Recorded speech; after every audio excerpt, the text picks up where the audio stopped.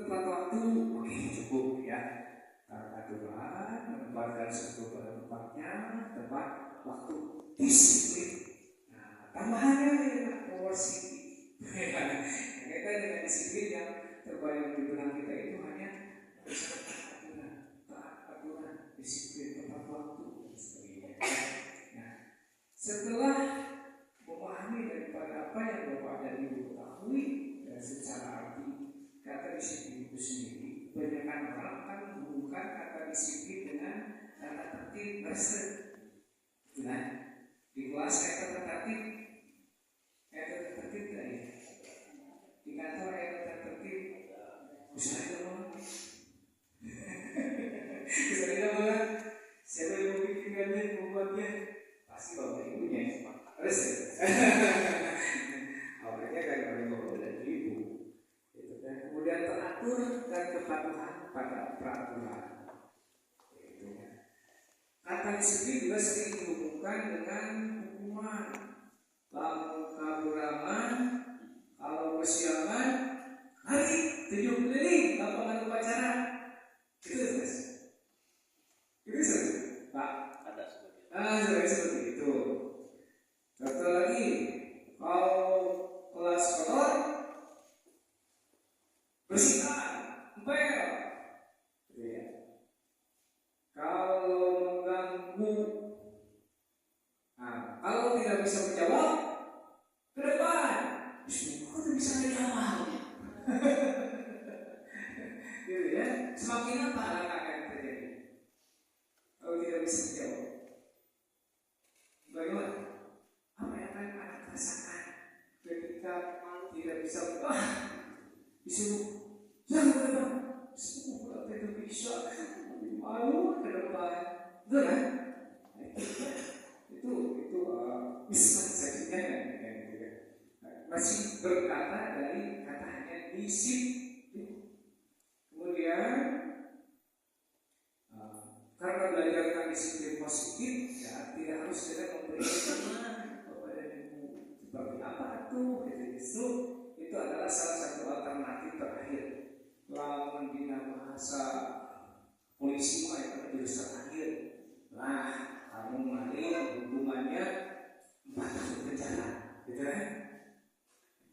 Kamu membuli, misalkan gitu ya, kalau bukan bully, perundungan, hukumannya 5 tahun penjara. Kalau proses hukuman, gitu kan? Nah, dibawa ke dalam ikut sekolah, di situ hukuman itu harus dihindarkan. Ya. Seorang pendidik, seorang guru, jangan menggunakan hukuman apa yang seharusnya. Nah, itu ya. Itu hanya jurus terakhir untuk para polisi, para hakim, gitu kan, membuat vonis. Seorang guru, hakim bukan kan? Seorang guru, polisi bukan? Seorang guru bukan. Ya, gitu ya. Oke, disiplin sebagai bentuk kontrol, awas ya, jangan hilang ya. Bentuk kontrol diri agar dapat mencapai tujuan mulia. Nah, di sini yang mengacu pada nilai-nilai atau prinsip mulia yang dianut seseorang yang dinamakan kebajikan universal. Yang bagaimana? Pasti Bapak Ibu sudah mengenal yang namanya kebajikan universal yang diakui secara umum. Nah, contoh, kalau misalkan kebajikan universal itu rasa kasih sayang, menyayangi, menghormati, ya itu kebajikan universal. Toleransi. Ketika kita ingin dihormati, ya, orang lain ingin tidak, Pak? Ingin kan? Nah, dalam hal ini maka kita harus bagaimana? Harus saling menghormati, gitu ya, harus saling menghormati pula. Kemudian berdasarkan apa? Motivasi intrinsik yang ada di dalam diri. Ya tadi kan, kurang hayang dihormati berarti kita harus menghormati jurusnya demikian. Kepada anak itu harus diberikan motivasi demikian. Kita hormati orang lain, kita akan dihormati oleh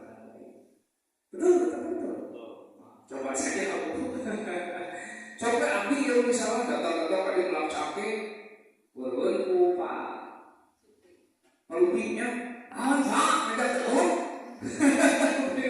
Iya, berarti silakan datang kesini dengan menghormati bapak dan ibu. Karena saya juga betul dihormati, bukan penghormatan ya. Penghormatan berlak, ya gitu. Jadi motivasi pikiran di dalam diri agar apa? Menjadi pribadi yang bertanggung jawab. Ini ya, kata bertanggung jawab ini kan harus bisa apa? Menerap gitu ya, menerap di diri kita secara internal intuisi. Sehingga apa yang dilakukan di sekolah itu terbawa ke rumah, terbawa dalam lingkungan, gitu ya. Gitu. Lingkungan mana? Lingkungan bermainnya. Gitu. Jangan merasa apa? Orang-orang tak paksa di sekolah apa, gitu ya. Di menghormati guru tidak siun, gitu ya.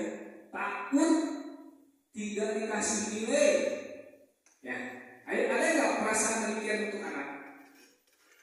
Ada tidak menurut bapak ini? Ada. Ini ya, itu dinamakan dengan apa namanya itu? 3 motivasi. Ada motivasi karena ingin dapat penghargaan, ya. Kemudian yang secara apa? Ekstrinsik, gitu ya. Karena paksaan, 2 ya. Bukan itu karena faktor saya udah harus melakukan karena itu merupakan suatu bentuk tanggung jawab, kesadaran. Itu yang harus kita bangun. Ya, itu yang harus kita bangun. Dong jauh-jauh kamu kepada ibunya. Kembali kepada diri kita, apa yang dilakukan oleh kita selama ini, selama bekerja di SMP 3 Cino. Tahu.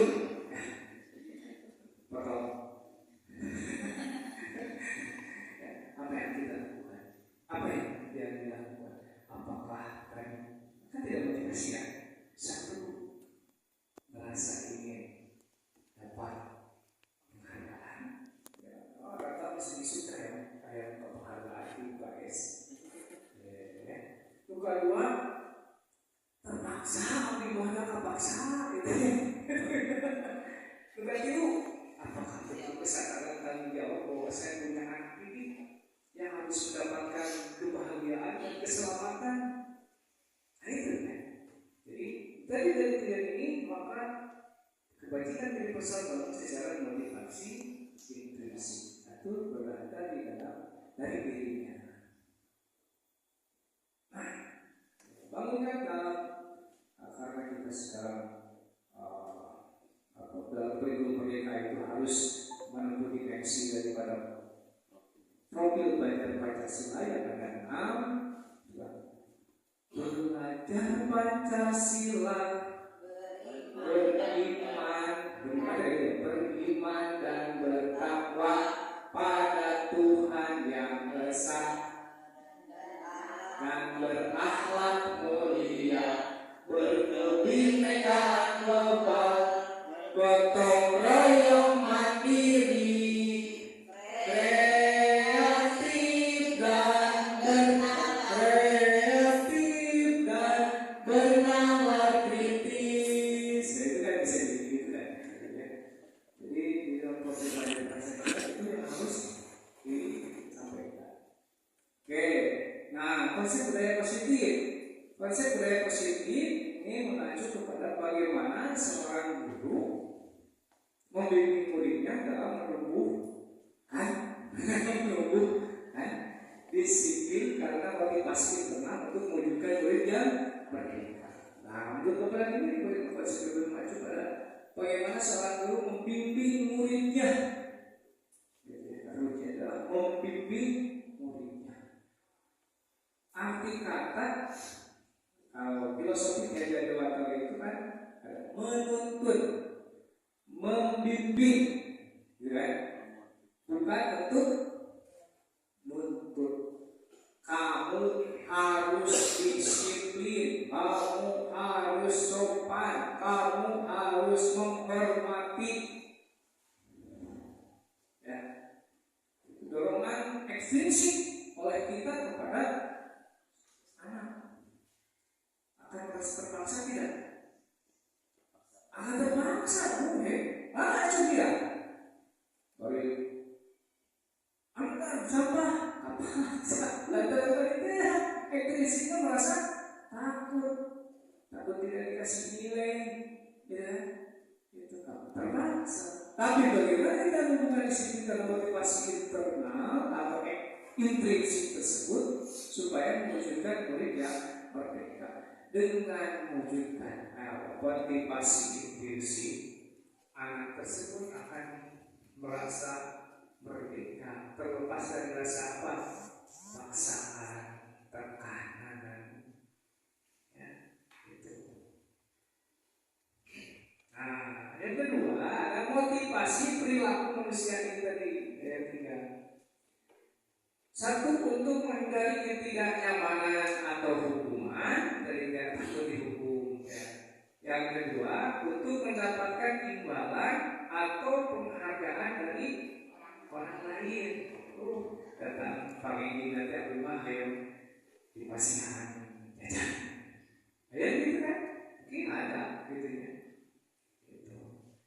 Bukan diulang untuk menjadi orang yang mereka inginkan dan menghargai diri sendiri dengan nilai-nilai yang mereka percaya. Ini ya, yang dibangun dalam konteks motivasi intrinsik. Ya. Menjadi orang yang mereka inginkan dan menghargai diri sendiri dengan nilai-nilai mereka percaya. Ini bisa tidak? Insya Allah dan itu yakin kan? Yakin bisa. Nah, tongwak kahayang sambil langsung dibuatkan sadayana. Mungkin tidak? Tidak mungkin ya. Wah, kamu pulang. Tidak akan bisa itu.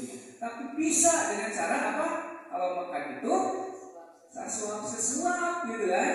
Satu suap. Sekaligus mau bersama ini bisa tak blokir lah. Gitu ya. Gitu. Jadi harus melalui dari hal-hal yang kecilnya tadi ya. Itu. Kemudian hukuman dan restitusi yang Bapak Ibu harus pahami. Restitusi, awas jangan bukan prostitusi.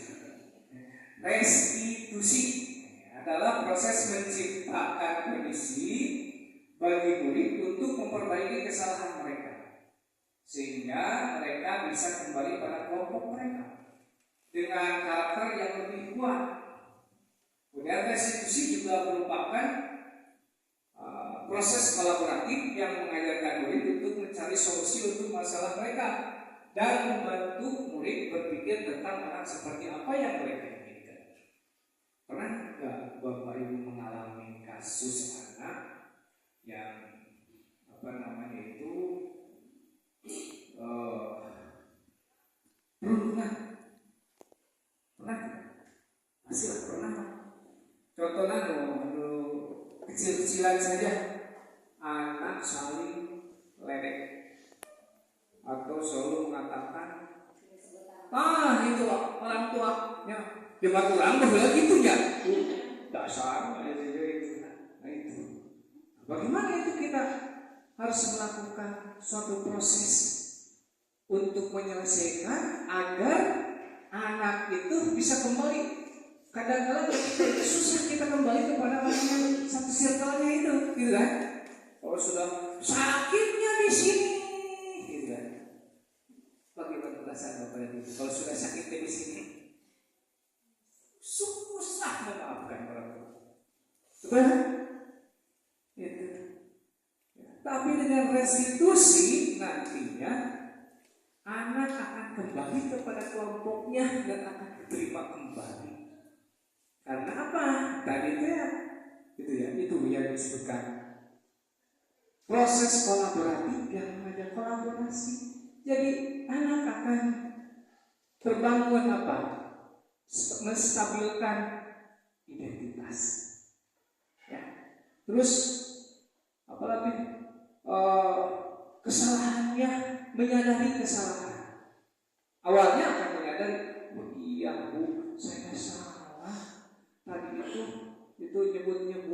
orang tuanya, gitu kan? Abi lepas. Terus ditanya lagi, apa yang akan kamu lakukan? Saya akan minta maaf bu, gitu kan? Itu kan identitasnya ya, gitu kan? Oke, setelah itu kamu harus melakukan kepada anak itu minta maaf dengan apa? Dengan sadar. Kemudian silakan bergabung kembali. Ya.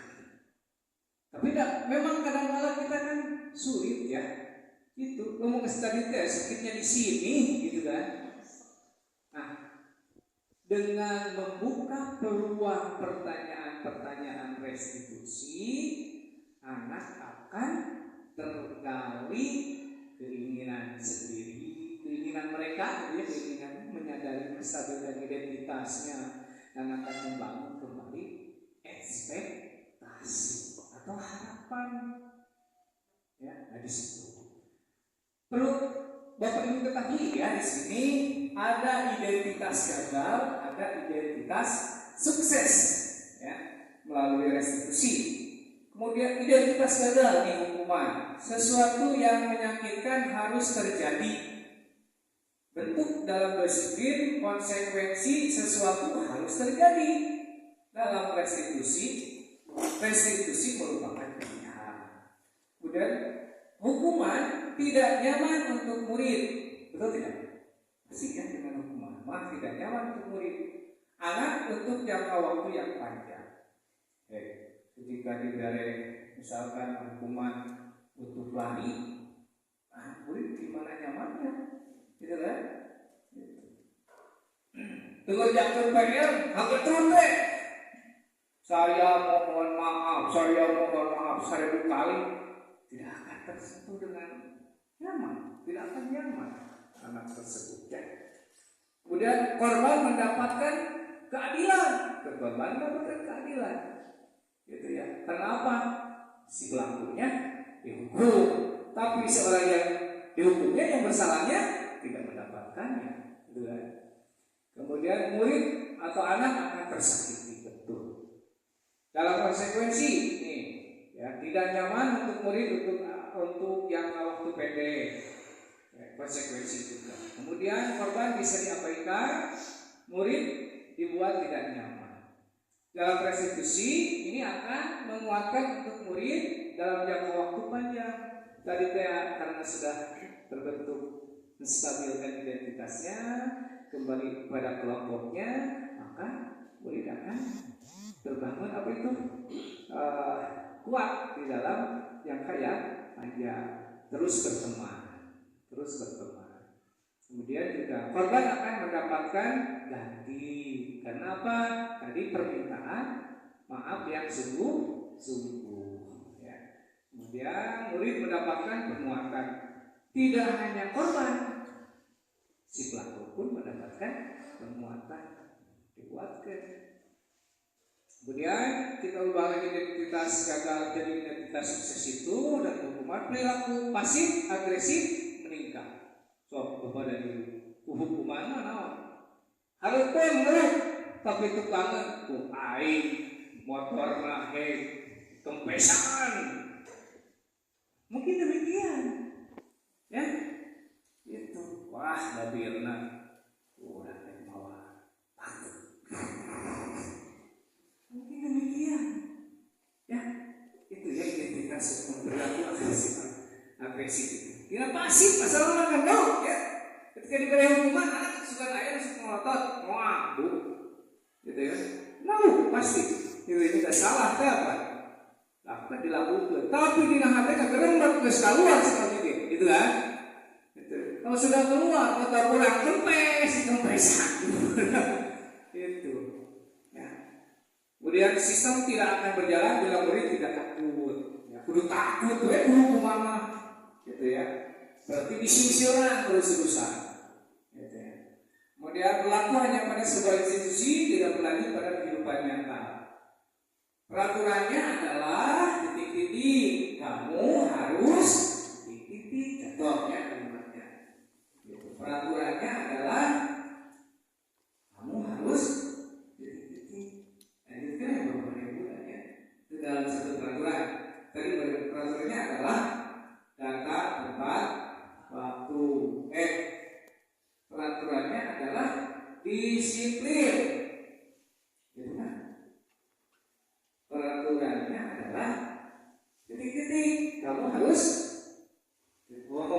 peraturannya adalah datang tidak terlambat. Kalau terlambat kamu harus lari 7 keliling. Peraturan ya. Dalam hukuman. Berarti disiplin dalam identitas sukses. Konsekuensi penguatan hanya bertahan dalam jangka waktu pendek juga. Memerlukan monitoring dan supervisi terus menerus oleh guru, itu konsekuensi mah ya. Terus nanti itu sebagai apa di sini mah? Sebagai manajer nanti di posisi kontrol. Membantu penerapan mengikuti peraturan dalam masyarakat. Apa peraturannya? Mampukah kamu melakukannya? Terima kasih. Kemudian dalam restitusi mah masalah akan terpecahkan. Murid belajar bertanggung jawab untuk perilakunya, fokus pada pemecahan masalah dalam jangka waktu panjang. Apa yang kamu yakini, apa yang bisa kamu lakukan untuk memperbaiki masalah ini? Satu pertanyaannya. Apa yang kamu yakini dalam apa? Namanya itu bermisalkan identitas. Menyadari kesalahan. Ya. Apa yang kamu yakini? Dan jawabannya berarti kalau anak itu, iya Pak, saya tadi melakukan kesalahan dengan menyebut nama orang tua si A, gitu. Ya kan? Biar menyadari kesalahan. Kemudian apa yang bisa kamu lakukan untuk memperbaiki masalahnya? Nah, itu ada identitas yang terbentuk ya, dan apa yang keyakinan yang akan dilakukan. Lanjutkan kepada ibu. Nah itu keyakinan kelas. Seperti apa keyakinan kelas kepada ibu? Mengapa keyakinan kelas tidak peraturan kelas? Karena kita itu menuliskan itu peraturan kelas ya. Kelas kan? Nyata dong betul-betul memang tata tertib. Ya, tata tertib. Ini ya jawabannya. Karena seseorang akan lebih tergerak dan bersemangat untuk menjalankan keyakinannya daripada hanya sekedar mengikuti serangkaian peraturan tertulis tanpa makna. Ya. Jadi seorang yang akan lebih tergerak itu akan muncul dari pelaku badan, dari dirinya, dari hatinya. Ya. Ini sehingga apa? Jadi anak itu akan bersemangat ya, akan bersemangat. Aduh, alhamdulillah saya senang datang ke sekolah. Anak itu sangat bersemangat karena dalam dirinya saya ketika datang ke sekolah akan mendapatkan kasih sayang, sapaan, gitu kan? Contoh tadi, contoh kecil saja ketika kita tanyakan ketika datang awal itu kepada murid kita. Nah, bagaimana kabarmu sekarang? Akan senang loh. Jawab anak itu akan pesan, alhamdulillah bu, gitu. Akan terpancar apa? Aura gitu ya, atau sikap-sikap yang wah, awal dari awal dulu, gitu kan. Kebahagiaan akan muncul dan berikutnya prosesnya akan mendapat bahagia terus. Lanjutkan. Pembentukan keyakinan sekolah atau kelas. Bentar, itu keyakinan kelas. Ekspektasi itu Pak. Ekspektasi. Oh. Impian murid. Ya. Oke. Bagus. Impian yang ini dibangun oleh murid bersama-sama dengan guru ya. Nah itu dalam membentuk satu keyakinan kelas, Bapak dan Ibu perhatikan. Satu keyakinan kelas bersifat lebih abstrak daripada peraturan. Oh, abstrak. Tidak terlihat. Peraturan itu kebanyakan konkret ya, tulis. Konkret kan? Itu peraturan. Yang lebih rinci dan konkret. Kemudian keyakinan kelas berupa pernyataan-pernyataan universal. Kalau peraturan itu peraturan itu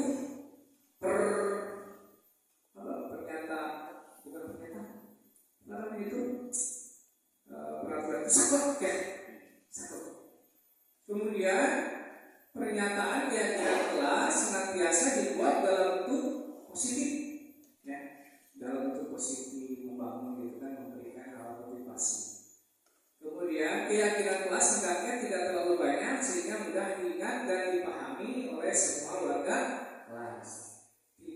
terlalu banyak toksil beri ya ilmu anak TK di persihan misalkan kalau keyakinan kelas itu sampai lengkap gimana? Oh mahal tidak kayak hal ini ya. SD SMP sesuaikan dengan kondisi fase gitu kan, fase anak fase A, fase B, fase C, fase D. Kalau anak SMP ada di fase mana? D ya itu D itu sampai hanya tingkat memahami ya gitu kan, proses untuk mengingat pada bawah ya, mengingat itu jangan sampai kita kembangkan ya di SMP jangan hanya mengingat saja gitu kan, memahami tingkatkan ke C2 nya gitu ya, apalagi ke C3 nya gitu ya, menghafalkan kemudian keyakinan kelas sebaiknya sesuatu yang dapat diterapkan di lingkungan tersebut. Jadi di lingkungan orang gitu kan akan berbeda dengan lingkungan yang lain ya, akan berbeda karena anak berada di sini berarti mengikuti peraturan atau keyakinan kelas yang berada di sini ya. Kemudian semua warga kelas nanti ikut berkontribusi dalam pembuatan keyakinan kelas, jadi warga sekolah, murid, guru juga hadir ya. Dalam murid kumpul garis malu mau mana kalau rumah oke gitu ya, pasti coba bikinkan keyakinan kelas, yuk warna kuning, yuk warna ungu, ini warna merah, silakan dibentuk keyakinan kelas tersebut dengan harapan kalian gitu ya. Itu tidak ada kalau kita tidak bersama mereka. Coba terpaksakan beres atas pak ya gitu ya, tidak akan selesai. Harus didampingi oleh Bapak. Bersedia meninjau kembali keyakinan kelas dari waktu ke waktu, tinjau kepada ibu. Ini efektif tidak dalam 1 bulan.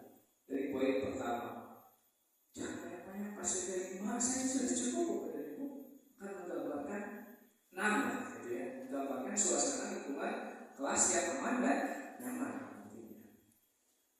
Prosedur pembentukan keyakinan kelas atau sekolah. Mempersilakan warga sekolah atau murid-murid di sekolah untuk bercurah pendapat tentang peraturan yang perlu disepakati atau dikelola. Mencatat semua masukan-masukan pada murid atau saja dilaksanakan. Laksanakan ya. Ayo bukan laksanakan. Susunlah keyakinan kelas sesuai prosedur pembentukan keyakinan kelas. Gantilah kalimat-kalimat dalam bentuk negatif menjadi positif. Contoh nih, Bapak Ibu, kalimat negatif: jangan berlari di kelas atau koridor. Kata jangan, tapi itu kalimat negatif ya, Bapak Ibu. Rubah dengan kalimat positif: berjalanlah di kelas atau koridor. Tiga ulang keyakinan sekolah secara bersama-sama. Setelah keyakinan sekolah atau kelas selesai dibuat, maka semua warga kelas dipersilakan meninjau ulang dan menyetujui dengan mendatangi keyakinan kelas. Benar seperti itu. Bersama hasilnya. Yuk kita sepakati bersama untuk melakukan keyakinan kelas. Kesepakatan bersama keyakinan kelas. Tanda tangan Aldi, tanda tangan Andi.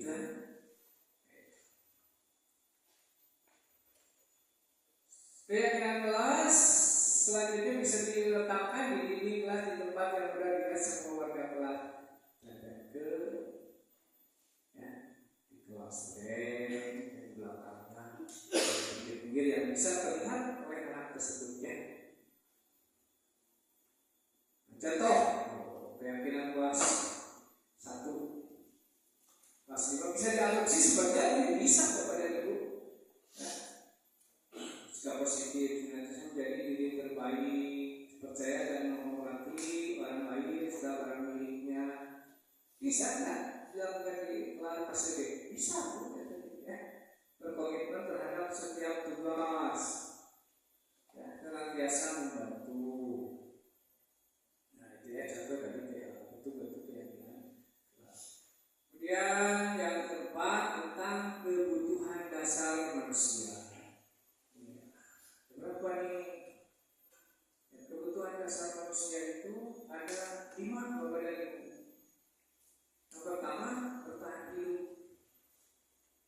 setiap orang pasti menginginkan untuk bertahan. Kalau dalam biologi itu untuk mempertahankan hidup kita harus makan. Dengan makan bisa bertahan hidup. Apa kita bekerja untuk mendapatkan penghasilan uang? Penghasilan, setelah dapat penghasilan beli makanan, gitu kan? Itu pertama untuk mempertahankan hidup. Kemudian setiap orang membutuhkan kasih sayang dan rasa diterima. Terus itu kan, Bapak dan Ibu pasti menginginkan rasa kasih sayang dan rasa diterima oleh kelompok, oleh pimpinan, oleh murid pun demikian kepada itu ya, merasa ingin dapat kasih sayang, rasa diterima. Kemudian kebebasan, seperti apa Bapak dan Ibu kebebasan? Anak ingin menentukan kebebasan sendiri dalam apa? Merdeka belajar ya. Seperti apa sih merdeka? Sering kita dengarkan merdeka belajar. Seperti apa Bapak dan Ibu? Belajar sesuai dengan minat dan bakatnya. Jadi fungsinya kita hanya menuntun berdasarkan kodrat alam dan kodrat zaman. Kodrat alam itu ya motivasi diri anak tersebut. Contoh filosofi petani, ya. Petani tanam pagi, gitu ya. Dalam filosofi ada contoh petani yang tanam pagi disesuaikan dengan apa? Cara menanam pagi, dipelihara, dipupuk sampai dipanen terakhir. Ya, itu filosofi menanam padi. Mungkin akan berbeda dengan merawat tanaman jagung, ya, itu dengan tanaman jagung. Nah, jadi filosofi ya. Kemudian secara kodrat alamnya juga seorang anak itu ibarat garis. Ya. Kalau dalam kita kan sering mendengar seorang anak itu ibarat kertas kosong. Terus dalam filosofi Medan Jawa Barat itu bukan kertas kosong, tapi ibarat garis yang harus kita tebalkan. Sampai kemana garis tersebut harus kita tebalkan? Membentuk apa garis itu kita tebalkan? Itu ya nuntut. Jadi kalau filosofi dari Jawa Tengah dalam konsep tabula rasa ya sering kita kenal dulu itu kan, itu tabula rasa itu menganggap bahwa itu adalah itu kertas kosong yang harus kita isi, dijelkan. Boleh. Itu disebut dengan pemaksaan. Ya, prinsip penentuan tadi. Ya kesinian tebal ya, garis tebal. Nah, nih kayak gitu. Oh iya. Punya dasar tidak sepak bola bimbingan tes hasil, ya sudah bagus. Oh berarti harus tambah lagi kecepatannya, gitu kan? Tambah lagi bagaimana bodinya, gitu kan? Iya, garis itu sudah bisa melukis. Moles lagi nih supaya bisa melukis. Selain hanya pemandangan, melukis binatang, melukis orang, gitu kan? Nah itu ya, jadi mana Pak? Kemudian kesenangan. Setiap orang menginginkan rasa senang tidak? Yakin ya. Dan murid pun akan menginginkan mendapatkan kesenangan. Itu dengan cara apa? Dengan cara yang baik. Ya, di situ. Ya, setiap hal. Kemudian penguasaan. Nah, kita sangat sering memperhatikan dalam penguasaan. Anak ingin menjadi pemimpin. supaya terlain Ada. Ya, di faktor penguasaan contoh di situ. Anak kayak bunga ceker di kelas ya. Nah, itu juga kemampuan penguasaan di situ. Oke. Nah, hidup kasih sayang, penguasaan, kemampuan,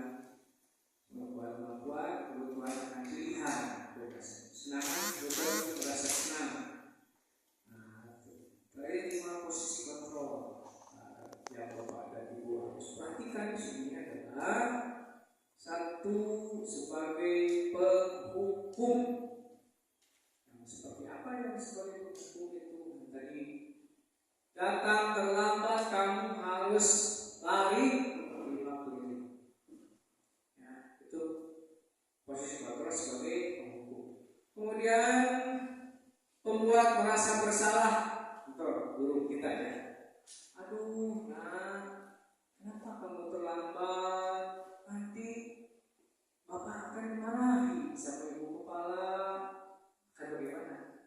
Anak merasakan demikian, merasa bersalah dengan kelakuan anak itu sendiri, kelakuan saya, dengan ibu guru akan mendapatkan semprot, jadinya itu mendapatkan hukuman.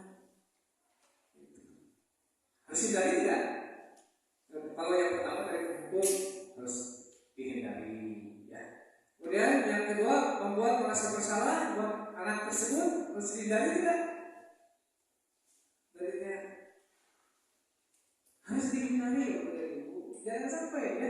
Kenapa? Nantinya anak akan merasa, aduh, dengan kelakuan saya ini ibu jadi kenapa? Jadinya akan apa itu dalam satu peristiwa negatif dalam diri itu seperti apa nantinya? Seperti apa?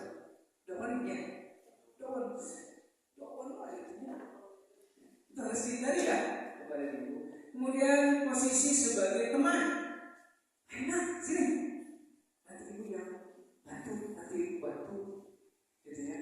Nanti ibu akan ngomong kepada ibu kepala, gitu ya, tentang masalah kamu, tenang saja.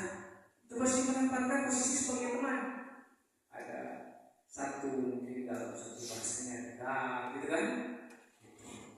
Ini juga akan terjadi apa? Hal anak akan merasa, saya mau melakukan kesalahan ini akan dibantu. Menyandarkan diri atau sebenarnya akan merasa,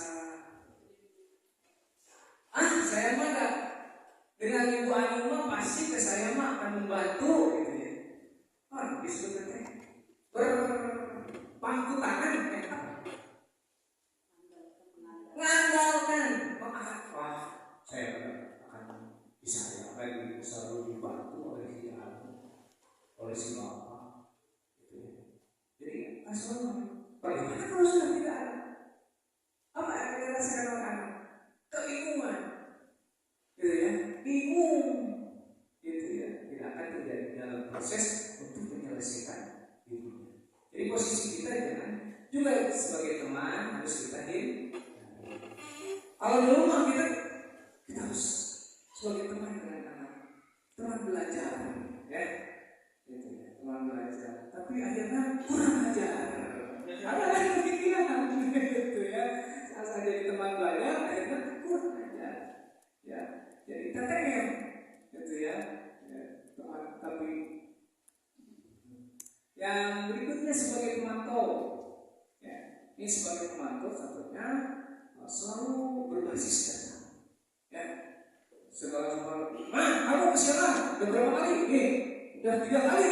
Ini sebagai pemantau ya, selalu segala sesuatu pakai data gitu kan. Tanpa penyelesaian, akhirnya anak apa? Tidak akan menyelesaikan masalah sendiri. Itu deh baik tulis video eksekusi ngomong aja ngaluarkeun anak bermasalah. Resep diantar masalah itu ya, serba salah. Bagaimana tuh menyelesaikannya? Ini sebagai posisikan diri kita sebagai manajer, menempatkan anak untuk dapat menyelesaikan keberadaan permasalahannya sendiri, gitu, ya. Sehingga anak mampu untuk menampilkan jati diri. Oke, proses belajar di sini adalah dalam menyelesaikan dengan segitiga restitusi, ya, menyelesaikan masalah yang terjadi, gitu kan, pada anak. Prosesnya stabilkan identitas, validasi tindakan yang salah, dan menanyakan keyakinan. Contoh dalam menstabilkan identitas, berbuat salah itu tidak apa-apa, ya. Contoh, berbuat salah itu tidak apa-apa. Kadang-kadang kan orang langsung, kamu salah, gitu ya. Kamu salah, ya kan? Akan ada pengakuan nantinya. Oh iya Pak, gitu ya. Berbuat salah itu tidak apa-apa. Tidak ada manusia yang sempurna. Sempurna hanya rokok. Saya juga pernah melakukan kesalahan seperti itu, gitu kan, untuk contoh menstabilkan identitas. Kemudian validasi tindakan yang salah di dalam melakukan restitusi, ya, Bapak Ibu. Nanti akan ada video yang berhubungan dengan proses penyelesaian. Padahal kamu bisa melakukan yang lebih buruk dari ini, ya. Kamu bisa pasti punya alasan kenapa melakukan hal itu. Tadi melakukan, misalkan kamu diributkan dengan orang tua, gitu. Kamu patut bangga pada dirimu sendiri karena kamu telah melindungi sesuatu yang penting buatmu. Pasti bingung, ya? Bingung kayaknya. Kemudian menanyakan keyakinan. Apa yang kita percaya sebagai kelas atau keluarga? Apa nilai-nilai umum yang kita telah sepakati? Apa bayangan kita tentang kelas yang ideal? Jadi kembali kepada anak itu sendiri, kepada murid itu sendiri, untuk apa? Menggali. Nah, kita simak ya Bapak Ibu.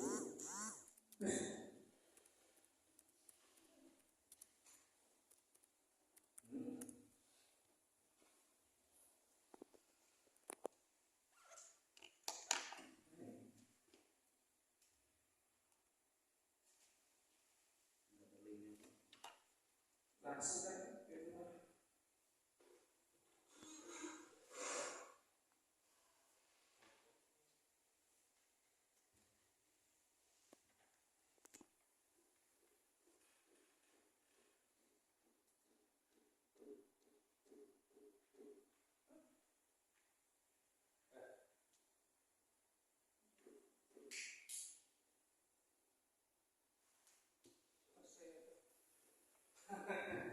Yes.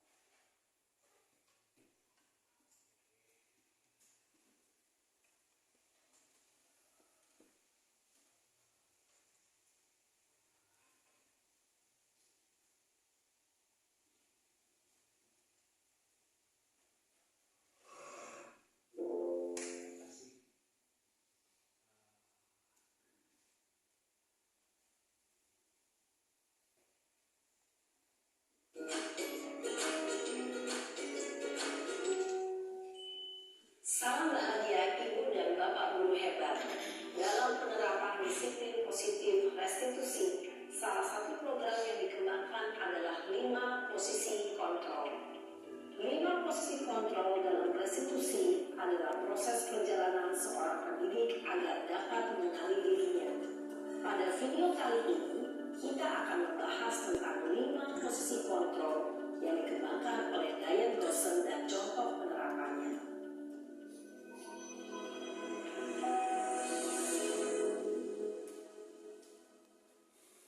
5 posisi kontrol itu adalah: 1. Posisi penghukum. 2. Posisi pembuat merasa bersalah. 3. Posisi tenang. 4. Posisi pemantau atau monitor. Dan 5. Posisi manajer. Untuk lebih memahami kelima posisi tersebut, mari kita saksikan kasus Naren yang terlambat hadir 20 menit di sekolah dan melihat bagaimana kelima posisi kontrol dalam menghadapi masalah tersebut.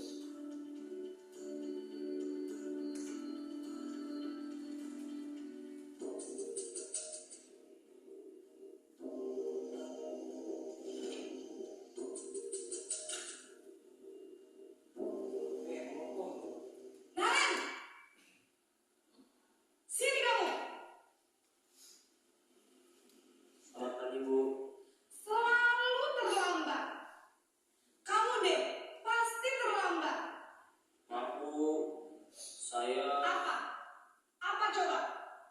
Alasan kamu apa lagi? Kapan sih kamu tidak terlambat? Malas sekali ya kamu jadi anak. saya Dasar pemalas.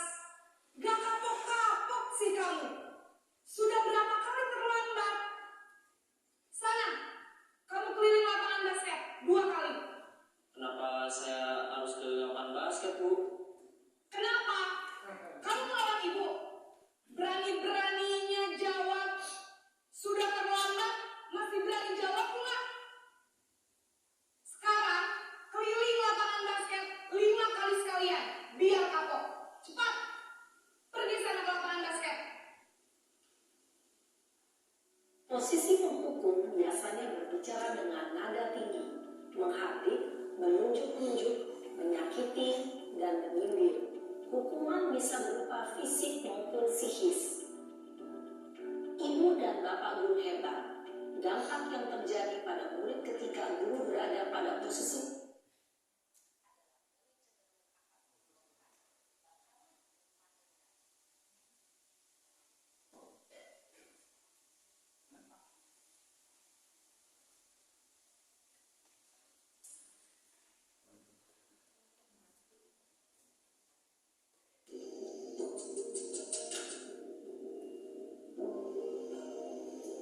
Naren!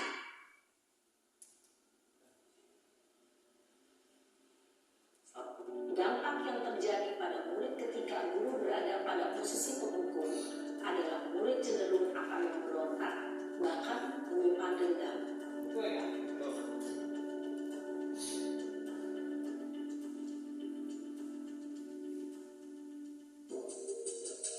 Yang kedua ini, buat asal bersalah.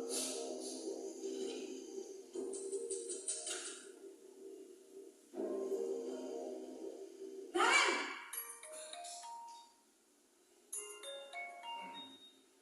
Selamat pagi Bu. Naren! Kamu kenapa terlambat lagi, nak? Ya Tuhan, Naren. Tim merajuk. Kamu senang ya bikin ibu susah ya? Kalau kamu terlambat lagi, nanti ibu yang ditegur bapak kepala sekolah, nak. Disangka ibu tidak bisa membina kamu. Duh, gimana ini? Bu, maaf Bu. Duh, Gusti Naren. Kamu suka ya kalau ibu ditegur bapak kepala sekolah? Terus, sekarang ibu harus tulis apa ini di buku absen? Ini kamu sudah sering terlambat loh. Ibu harus apa coba? Maaf Bu. Maaf sekali. Ya sudah, lain kali jangan bikin ibu susah lagi ya nak ya. Ibu tidak akan kuat lagi kalau kamu begini terus. Bisa jantungan kalau ibu tegur bapak kepala sekolah. Sana cepat ke kelas. Maaf ya Bu. Maaf sekali. Posisi pembuat rasa bersalah berbicara dengan nada tenang, cenderung lembut, namun kata-kata yang diutarakan membuat murid merasa menjadi orang yang gagal, memandang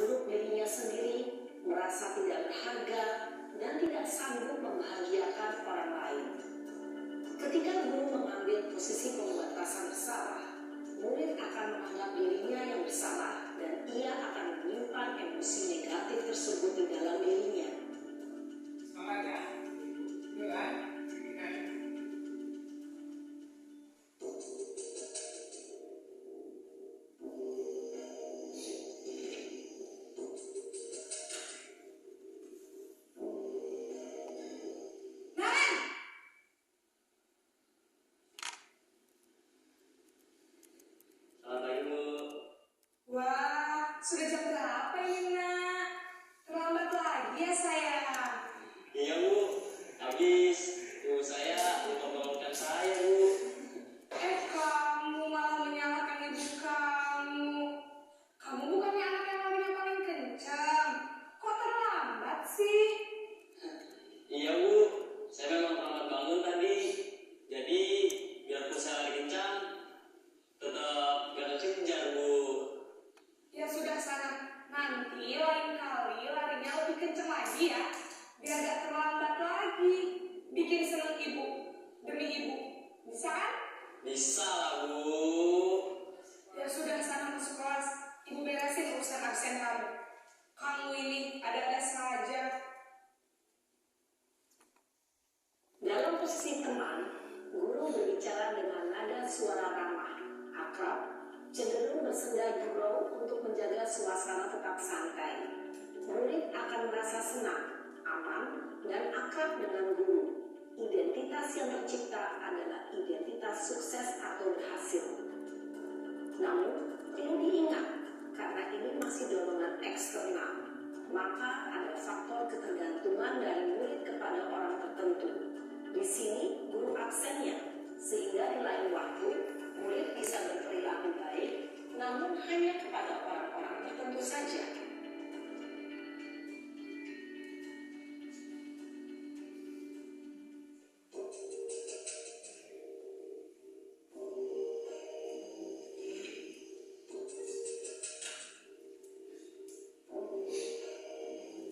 Naren!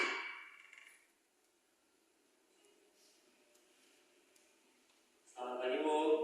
Naren, apa peraturan sekolah kita tentang jam berapa kita harus masuk sekolah, Nak? Kita harus di sekolah jam 7 Bu. Iya betul, sekarang sudah jam 7.20. Naren sudah tahu konsekuensinya jika terlambat hadir. Paham Bu, saya harus tinggal kelas pas jam istirahat selama 20 menit. Iya benar, konsekuensinya demikian. Jadi nanti jam 9.30 pas istirahat, kamu harus tinggal di kelas, kerjakan tugas tambahan untuk ketertinggalan kamu, ya? Baik Bu. Posisi pemantau mengandalkan perhitungan atau data untuk mengontrol murid. Guru mengarahkan murid berdasarkan peraturan dan konsekuensi. Seorang pemantau menunjukkan bahasa tubuh dan ekspresi wajah yang datar dan cenderung formal.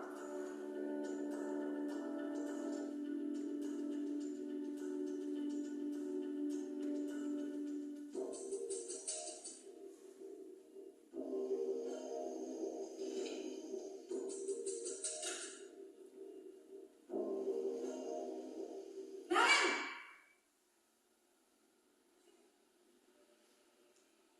Selamat pagi Bu. Selamat pagi, Naren. Maaf Bu, saya terlambat. Iya, sekolah masuknya jam 7, sekarang sudah jam 7.20. Jadi sekarang bagaimana ini, Naren? Maaf Bu, saya lupa setel alarm saya semalam. Baiklah, menurut kamu, keyakinan sekolah yang mana yang perlu kamu tingkatkan? Menghargai diri sendiri dan orang lain mungkin ya Bu. Setuju. Jadi, apakah Naren meyakini prinsip saling menghormati tersebut? Iya Bu, saya meyakininya. Apakah Naren bersedia memperbaiki masalah keterlambatan ini? Bersedia Bu. Bagaimana kamu akan perbaiki masalah keterlambatan ini? Saya akan coba untuk tidak lupa menyetel alarm saya Bu. Baik, kalau Naren lupa menyetel alarm di rumah, ada orang yang kira-kira bisa bantu mengingatkan tidak? Ada Bu, kakak saya, Kak Emma. Ada lagi selain Kak Emma? Selain Kak Emma, ada ibu saya. Baik, jadi yang mengingatkan Naren adalah Kak Emma dan ibu kamu ya. Kira-kira akan mulai setel alarm kapan nih, Naren? Setelah pulang sekolah, akan segera saya lakukan. Baik, jadi Naren akan setel alarm untuk bangun besok pagi dan akan diingatkan oleh kakak dan ibunda Naren ya. Ada lagi yang mungkin perlu dilakukan, Naren, agar tidak terlambat bangun lagi. Tidak ada Bu. Baik, Naren. Terima kasih Baik Bu, terima kasih. Posisi manajer adalah posisi kontrol yang disarankan untuk membimbing murid memiliki sikap disiplin yang positif, yaitu murid yang mandiri, bertanggung jawab, dan dapat memecahkan masalah. Tujuan dari posisi ini adalah agar murid dapat berefleksi atas tindakannya. Guru akan dengan tulus memberikan pertanyaan-pertanyaan bermakna, sehingga membuat murid dapat belajar dari kesalahannya dan mencari sebuah solusi untuk menyelesaikannya. Ibu dan Bapak guru hebat, setelah mengamati adegan kelima posisi kontrol tadi, kira-kira posisi mana yang paling ideal? Posisi mana yang dapat menunjang motivasi intrinsik murid? Ya, tentu posisi manajer. Posisi ini memang posisi ideal yang ingin dituju setiap pendidik. Pada posisi inilah, guru dapat menerapkan disiplin positif yang berpihak pada murid, yang memerdekakan murid. Perjalanan seorang pendidik tentunya tidak mudah untuk sampai pada posisi seorang manajer. Namun, tujuan kita pasti, yaitu menciptakan murid-murid yang mandiri, merdeka, dan bertanggung jawab. Semoga penggambaran 5 posisi kontrol yang telah diperlihatkan ini dapat menjadi ajang refleksi bagi kita semua, agar dapat terus mengasah dan menerapkan disiplin positif yang memerdekakan murid.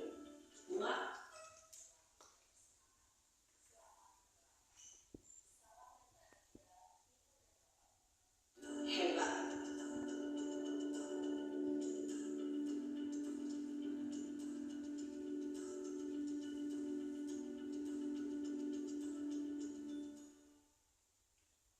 Oke, Bapak dan Ibu, pernah berada di posisi yang mana? Bapak Ibu, pernah Bapak Ibu melakukan di 5 posisi kontrol ini? Bisa membedakan? Bisa ya? Kalau awal-awalnya dengan posisi kontrol sebagai teman, asik, sudah pernah kan? Ya. Apalagi dalam hukum pernah dilakukan. Dan apa dampaknya? Berhasil? Tidak. Tadi kayak seperti apa yang digambarkan dalam video tadi. Ternyata yang paling ideal yang harus kita lakukan sebagai seorang pendidik itu ada di posisi kontrol sebagai manajer. Dengan fasilitasi institusi penyelesaian masalahnya, sehingga akan membangun, menstabilkan identitasnya, gitu kan, membuat keyakinan atas dirinya, ya. Jadi di dalam dirinya. Setuju kepada Ibu untuk melakukan posisi kontrol sebagai manajer? Mudah-mudahan itu bisa melakukan. Ya. Oke, terima kasih Bapak Ibu atas atensinya. Ada yang beri masukan? Silakan Bapak Ibu. Kalau dipertanyakan nanti panjang lagi. Ada beri masukan? Saling memberi masukan. Boleh. Ada yang mau berkomentar? Mana? Bu Ani? Bu Nia. Sebenarnya begini Pak, mengenai yang 5 tadi posisi kontrol. Kadang kita terbentur sama di lapangan kan posisi kita sebagai guru dengan murid yang dengan beraneka ragam karakter, latar belakang keluarga, jadi tidak mudah untuk guru bisa menerapkan diri sebagai manajer. Tergantung kan anak-anak itu ada yang memang, kalau menurut saya gitu ya Pak, tidak hanya harus selalu guru lagi yang harus mengerti, harus membimbing dan lain sebagainya. Harus ada saling keterkaitan antara orang murid, guru dan juga orang tua. Jadi kalau menurut saya memang kalau di daerah agak susah ya Pak. Kalau di kota gitu ya contohnya, misalnya dari mulai PAUD saja biasanya sekolah itu mengadakan parenting dengan orang tua. Jadi agar bisa saling mendukung, kan kita sulit misalnya kayak saya yang di setiap tiap hari kan kita anak-anak itu sholat dulu berjamaah. Nah untuk menumbuhkan kesadaran diri sendiri anak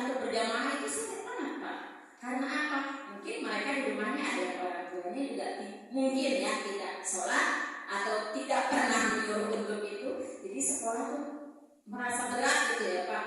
Jadi menurut saya idealnya sekolah itu minimal misal sebulan sekali itu ada komunikasi dengan orang tua, mungkin mengkomunikasikan tentang ya apa saja yang harus misalnya orang tua lakukan di rumah. Jadi kita saling mendukung. Kalau hanya harus guru lagi menurut saya itu agak berat gitu Pak. Karena anak itu kan kalau sudah di rumah ya dengan orang tuanya, jadi mereka biasanya kebiasaan di rumah dibawa ke sekolah, termasuk misalnya di sini saya yakin setiap sekolah ada anak yang bukan hanya terlambat Pak, mungkin sekolah seminggu sekali mungkin gitu ya, dari rumahnya berangkat sampai sekolah nggak sampai misalnya, padahal menurut orang tua berangkat ternyata kadang mereka memang ada yang orang tuanya mungkin membiarkan, kurang kontrol gitu ya sama anaknya, berbagai hal lah intinya gitu. Jadi menurut saya memang itu idealnya sekolah itu mengkomunikasikan keadaan siswa, baik belajarnya, sikapnya dan lain sebagainya itu dengan orang tua. Jadi tidak hanya selalu guru dan guru, meskipun ya pada kenyataannya harus seperti itu, harus jadi guru yang ideal untuk anak didiknya gitu Pak. Terima kasih. Terima kasih Bu Nia. Apa yang Bapak Ibu tangkap dari Kerjasama. satu harus ada kerjasama. Dari awal pemikiran yang defisit untuk perubahan, itu kan? Dia menyatakan, Pak susah, itu defisit ya Bu ya, untuk menggali, untuk membangun, gitu kan? Untuk apa? Menumbuhkan kesadaran dari anak berbeda dengan di kota. Siapa tahu, belum tentu kan? Cuma kita selalu berpandangan perubahan itu dari awal atau basic yang defisit, tipikal base gitu ya. Tapi oleh dunia sendiri tadi dijawab dengan aset. Oh Pak, tadi itu harus ada menentukan kesepakatan dulu dengan orang tua, gitu kan? Harus ada pertemuan dulu dengan orang tua. Betul, itu adalah pemikiran dari perubahan berbasis aset. Makanya ini ya, mari kita hilangkan merubah sesuatu itu bukan dilihat daripada kekurangan, tapi kita berubah itu mulai daripada berbasis aset atau kekuatan. Tadi salah satu kekuatan dari dunia, apa yang akan dilakukan oleh dunia dengan tadi kekurangan itu? Tadi dunia sendiri yang menjawab.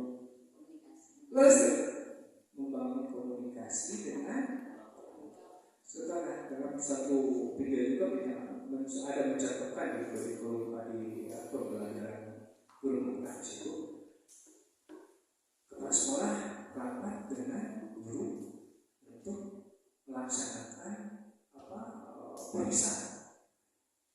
Kepala sekolah langsung datang ke sekolahnya.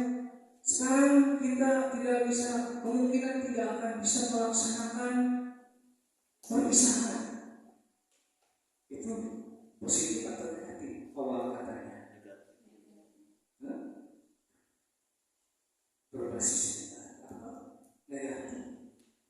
Awal yang dibangun saja sudah negatif, otomatis dengan forum mungkin dunia menyatakan, oh iya Bu, oh iya tidak akan bisa sekarang untuk menagih kepada orang tua. Tadi yang muncul. Terus, jadi kalau dari awal sudah dibangun negatif, maka kali itu lagi negatif. Si bapak akan mungkin mau menyampaikan lagi, iya Bu, apalagi kita harus mempersiapkan panggung, gitu kan? Mempersiapkan anak, melatih anak. Terus, tapi ketika datang awal, kepala sekolah membawa suatu kekuatan. Mari kita buat perpisahan sekemampuan kita.